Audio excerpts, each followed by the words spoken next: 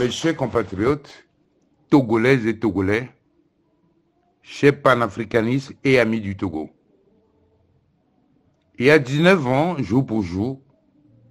que le 5 février 2005, date du décès du général Yadema, déjà des lendemains sombres pour notre pays, contrairement aux plaidoiries de ces missiles dominici dans les milieux religieux en vue d'un seul mandat destiné à clôturer les dossiers du général défunt en suspens. Enfumage politicien de bas étage dévoilé tout au long de 19 ans de gouvernance prédatrice, inhumaine, comme les villes manœuvrent pour s'octroyer un nouveau bail de 14 ans avec une Assemblée nationale illégitime et illégale. Parallèlement, le contentieux post-électoral du 22 février 2020 reste ouvert et entier avec comme dernier rebondissement la séquestration des avocats français de la DMK de passage à Lomé et qui ont constaté nulle trace de la prétendue lettre de félicitations d'Emmanuel Macron dans les archives de l'ambassade de France au Togo. La Cour de justice de la CEDEAO, depuis le 24 mars 2022, dans le cadre du contentieux électoral, a triplement condamné Fonia Singbe et exigé le rétablissement de la DMK dans ses droits. Peine perdue. Fonia Singbe, à travers Achad Edi, son ministre des Transports, encore en fonction, reconnaît avoir volé la victoire du souverain peuple togolais et fit de nombreuses propositions alléchantes sans que cela n'émeuve la Cour constitutionnelle qui devrait s'auto-saisir pour vider le contentieux et situer les responsabilités de chaque partie prenante. Preuve de plus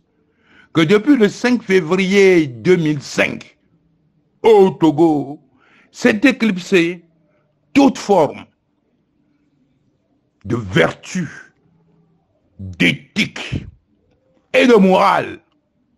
au profit de l'ignominie, de la médiocrité, de la méchanceté, du satanisme, du revol sous le règne de l'ineptocratie contre laquelle s'était courageusement levé le patriarche de la nation, son Excellence, Monseigneur Filippo Fanoko Podjoro, au prix de sa vie, dans l'indifférence et la lâcheté de la communauté internationale qui a cautionné la forfaiture électorale au Togo. Jusqu'au bout, à son corps défendant, il a combattu avec dignité la transformation de la terre de nos aïeux en sanctuaire de ténèbres, avec le règne des gangs organisés qui écument au quotidien l'économie nationale et piétinent les droits élémentaires du peuple togolais. Gratitude éternelle à toi,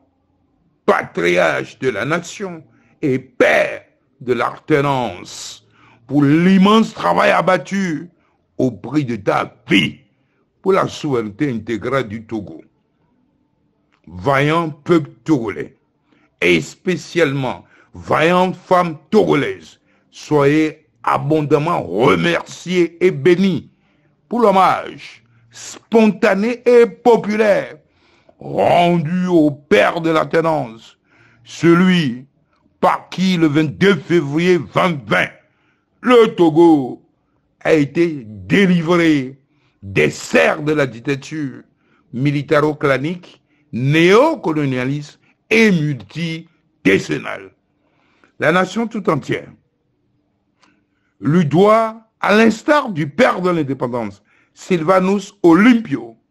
de vibrants hommages nationaux et qui en appelle à un sursaut républicain collectif pour sauver ici et maintenant la République en lambeaux et en danger du péril qui la guette. À peine la mise en tombeau du père de la tenance effectuée, Foyan Singbe a lancé ses escadrons de la mort à mes trousses pour me faire disparaître et anéantir la DMK qui trouble son sommeil. Je ne mourrai pas maintenant, car ma mission n'est pas encore terminée et je suis sous la protection du maître de l'histoire et créateur de l'univers. Foyan Singbe, soyez digne, soyez honnête, respecte le choix du peuple souverain et passe le témoin avant qu'il ne soit trop tard, car tout être vivant est mortel. Togolaises et Togolais, si d'aventure quelque chose m'arrivait à la suite du portrait de la nation, dont nous attendons les résultats de l'autopsie sur les causes de sa mort, vous savez désormais à qui demander des comptes. Le 5 février, dans l'histoire politique nationale, est un sinistre jour qui nous rappelle combien damnés serons-nous tant que nous ne briserons pas les chaînes de la peur, de l'hypocrisie, de la jalousie, de la méchanceté et de la cupidité pour ne privilégier que l'intérêt supérieur de la nation tout entière. À 17 jours de la commémoration du 4e anniversaire de l'éclatante victoire sans précédent du peuple souverain togolais lors de la présidentielle du 22 février 2020 et face au tableau cataclysmique de l'état de la nation sur tous les plans, avec l'illégitimité de toutes les institutions de la République, j'en appelle à la constitution d'un large front patriotique et républicain pour faire barrage aux velléités d'un énième toilettage de la constitution togolaise. C'est pourquoi je nous invite tous à mutualiser nos efforts pour faire du dimanche 25 février 2024 le jour de communion avec le patriarche de la nation, le père de la tenance, afin de redonner ensemble force au droit sur l'arbitraire et force à la vérité sur le mensonge. J'invite donc toutes les forces vives de la nation, les forces de défense et de sécurité, à sortir ensemble sur toute l'étendue du territoire national, à compter du 25 février 2024, manifester pour que triomphe la vérité, la justice, la dignité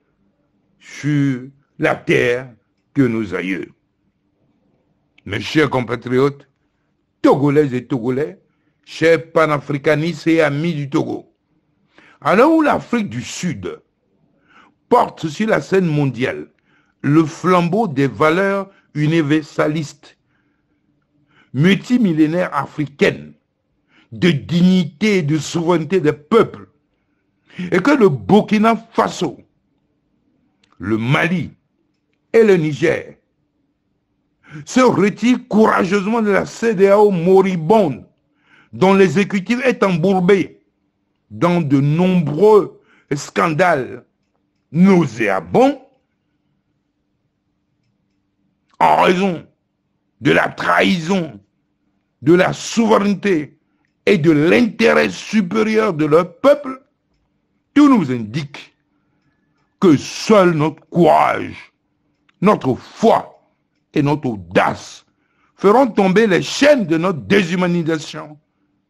et servitude volontaire sous le règne cruel et inhumain des prédateurs coalisés.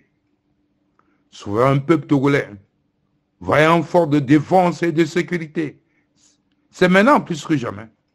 le temps de la grande jonction pour libérer définitivement le Togo des puissances des ténèbres coalisées. En avant, toutes, en avant toutes, avec votre commandant en chef, debout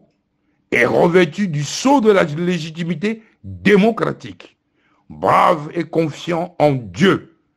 et nos aïeux angélisés qui nous soutiennent fermement pour la grande marche républicaine, pour la liberté et la justice au Togo. Vive la souveraineté intégrale du Togo, que rien, je dis bien rien, absolument rien ne peut entamer. Vive la République et que l'Éternel bénisse le Togo et chacun de ses enfants.